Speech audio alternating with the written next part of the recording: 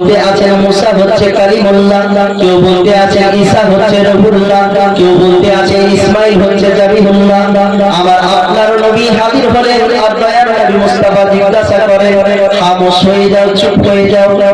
আনা হাবিবুল্লাহ, জোরে বলুন সুবহানাল্লাহ। আমার আপনার নবী বলতে আছেন, ও সাহাবায়ে কেরাম, তোমরা চুপ হয়ে যাও, খামোশ হয়ে যাও, কারণ আমার সাথে কোনো এমন বেয়াদবি যাতে না করে দাও যেটা আমার শানের খেলাফ। আল্লাহ পাক রব্বুল ইজ্জত আমাকে বড় শান দিয়ে মর্যাদা দিয়ে পাঠিয়েছেন। আল্লাহ পাক রব্বুল ইজ্জত বলে, ওয়া রাফা'না লাকা যিকরাক, হে আমার হাবিব, আপনার শানকে, আপনার মর্যাদাকে আমি উঁচু করে দিয়েছি। পৃথিবীর মানুষ যদি সমাবেত হয়ে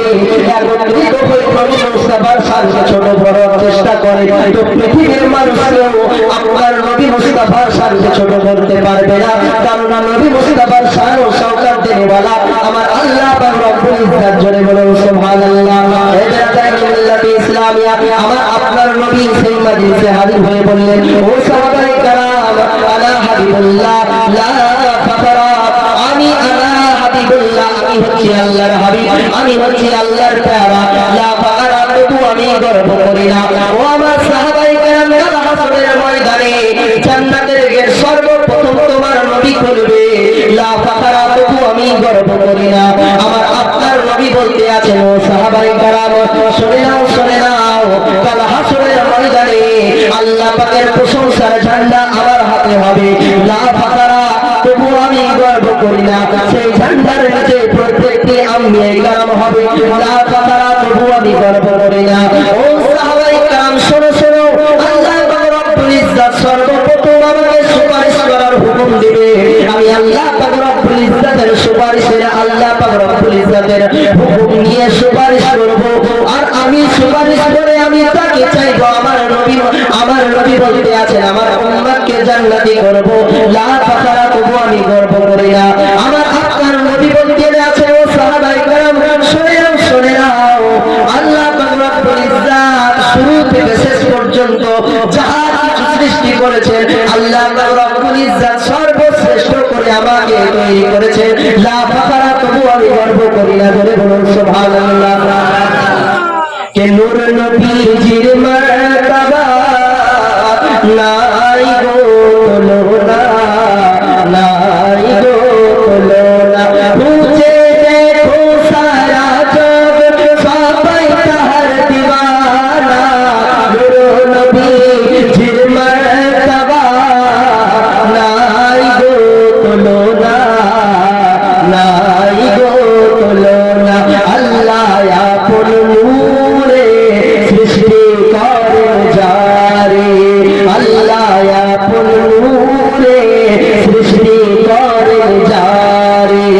মানব রূপে পাঠাইলেন আরো বেরি বুকে,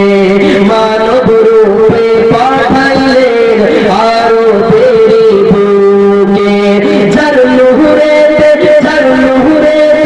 আলোকিত আজ হয় জামানা,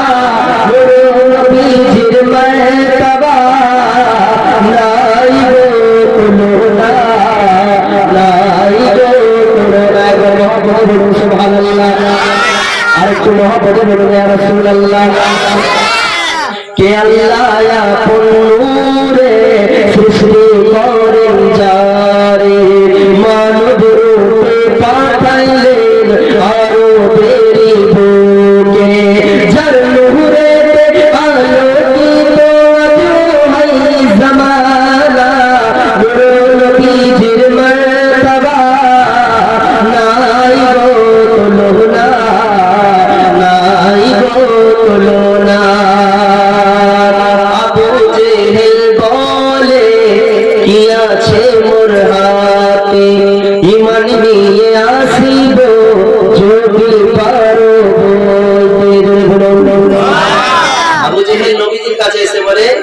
ইয়া রাসূলুল্লাহ, আপনি যে বলছেন আমি রাসূল,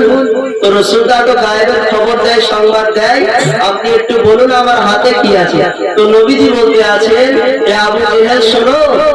আমি বলবো না, তোমার হাতের যে কাপড় আছে সেগুলো বলবে, জোরে বলুন সুবহানাল্লাহ। তাই কবি লিখতে আছেন, আবু জেহেল বলে, কি আছে মোর হাতে, ইমান নিয়ে আসিব যদি পারো বলতে কাপড় হাতে কলমা পড়ে দেই না দিল ঠিকানা নবীজির মর্তবা নাই গো তুলনা নাই গো তুলনা মেঘে করে ছায়া রোদনা লাগে গায়ে পাথর বলে মন হয় ব্যথা না হয় পায়ে মোহাম্মদ বলুন আপনার নবী যখন রোদে আপনার রাস্তা দিয়ে হাঁটছেন তো মেঘ পর্যন্ত নবী মুস্তাফাকে ছায়া করতেন জোরে বলুন সুবহানাল্লাহ নবী মুস্তাফার পায়ের তলায় যে কাকর বালি পাথর গুলো পড়তো সে করে ছায়া রোদনা লাগে গায়ে পাথর বলে মন হয় ব্যথা না হয় পায়ে নূর নবীজির ইশারাতে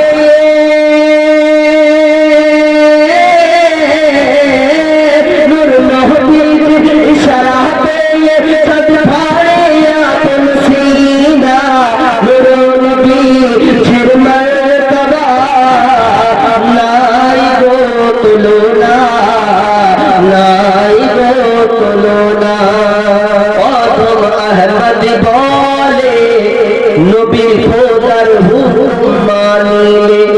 নবীর কথা শুনিলে জান্নাতে চলে যাবে মোহাম্মদ বলুন সুবহানাল্লাহ আরে আদম আহমদ বলে খোদার হুকুম মানিলে নবীর কথা শুনিলে জান্নাতে চলে যাবে আরে নূর নবীর কলমা পড়িলে